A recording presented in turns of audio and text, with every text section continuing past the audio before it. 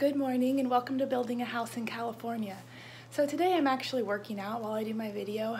I've noticed that since I've been doing the blog and the vlogging, my workout routine hasn't been super great, so I decided to change it up a little bit.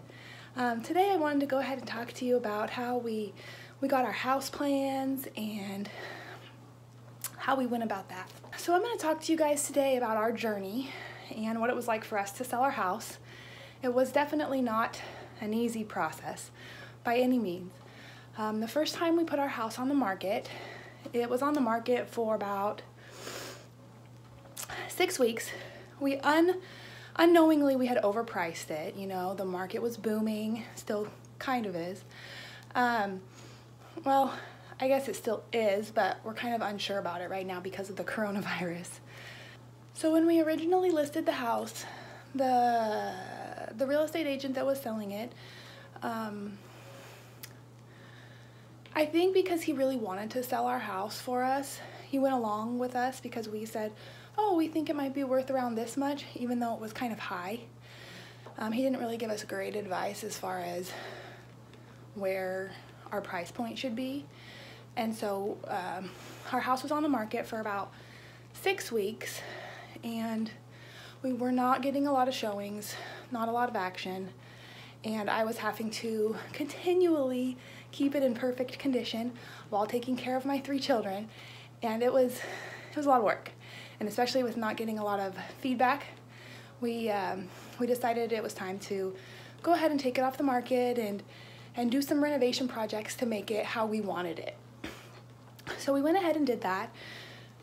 Some of the renovation projects we did were completely remodeling our master bathroom, and then we redid all the siding on the outside of the house, replaced a bunch of windows, added a master closet.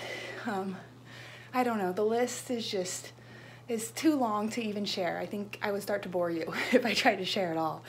But anyway, so we did a lot of work on the house. And then once we finished all this work, we thought, wow, you know, we have 3 kids now, and the 2 bedrooms that we have in the house that are 4 kids, it was a 3-bedroom house. One of them didn't even have a closet,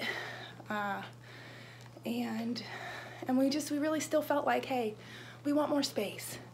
So we went ahead and thought, okay, we've done all these renovations, let's go ahead and list the house again. We'll find a different real estate agent, and we'll list it for a lower price, and hopefully we can sell it this time. Oh, and there was a house on the market that had been on the market for about a year, right down the street from our house, and we loved the area we lived in. So we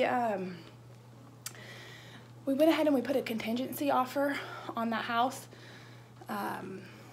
with the terms that we had to sell our house in a certain amount of time. And I think it was like 30 days.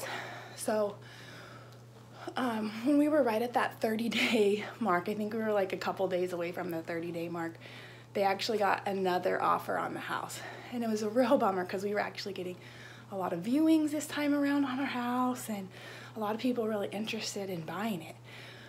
But with it only being a couple days away from our contingency offer expiring, we went ahead and told the people who owned the house to go ahead and sell it to the other buyers because, you know, our contingency offer was just about up anyway, so we didn't really have much of an option. So being very discouraged with trying to sell our house 2 times now and it not working out, we took it off the market. We were just like, okay, we're gonna learn to make this house work for us, even though it feels small. We didn't feel like we had enough room for our kids in their rooms. So, I mean, it was a nice house. It wasn't bad by any means, but, you know, it's hard when you're trying so hard to do something and it's not lining out. As soon as we took the house off the market, we were getting phone calls coming in left and right. People were just calling my husband's cell phone, his work phone, and his parents, just calls constantly, weekly. saying, hey, are you guys still selling your house? We're really interested in it. We were like, no, we don't have anything to move into. Why would we sell our house, right? So, so finally, we just kind of let the calls come in. There was nothing we could do. Our house wasn't listed. We had no way to stop the calls. So we just kind of let it happen. And then the lot that we were originally going to purchase, the people who had purchased it, they relisted it. We were like, oh, that's exciting. And so we were thinking like, oh, maybe we should put an offer in on it. Anyways, that same exact week, someone called us and they said, can we put an offer on your house? We don't even need to see it. We saw it once before when you had it listed, and we want to go ahead and put an offer on it. And we were like, wow, that worked out so perfect for all the frustration and the hard work that's gone into trying to sell our house. And now we're gonna sell it in like 1 week, or at least get it in escrow in 1 week. So we were super excited. Yeah, and so going about getting the plans. So now you know all we went into in selling our house. So to get, to hire an architect to design a house for you and to get those plans engineered, the process takes about 6 months. And after everything, we were like 6 more months before we can start construction, and not even start construction, 6 more months before you can start collecting estimates. So after you get your plans engineered, you have to start with the process with the bank as far as getting approved for your home loan. Now that process takes months too. So we were thinking, okay, so if it takes us this long to get our plans engineered and then that long to get the loan approved with the bank, it's gonna be, what, like 9 months before we can even start building our house. And we really didn't want to wait an extra 9 months. So what we did was we actually contacted our real estate agent, Derek Sangren, and he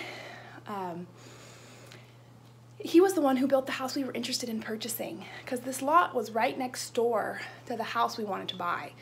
And we called him and we said, hey, do you guys have any plans? Because we knew they were the original owners of that lot. And we said, hey, do you guys have any plans that we could purchase from you for a house to build on that lot that's similar to the one that you put right next door to it? And he said, yeah, we already had plans created for that lot, and the house is a little bit bigger than the one that you guys were interested in purchasing, but has a really nice open floor plan and has the amount of bedrooms that we need, the space that we need. So we were, like, this is perfect. We love the plans. We really didn't think we could come up with something better ourselves, honestly, even with sitting down with an architect, because these people, they do this all the time. They know what works. So we were like, let's go with it. So now that you know why we chose to do what we did, I'll go ahead and share those plans with you. So here's where we're gonna do the great room. It's gonna be a nice large area for our family, and then next to it will be the kitchen. We'll have 4 bedrooms, a nice 4-car garage, a large master bathroom, and then a kid's bathroom and a half bath, a nice separate dining room, an office, a large laundry room, and a covered back patio. And then here's the front and the back of the house. Thanks for watching. Bye.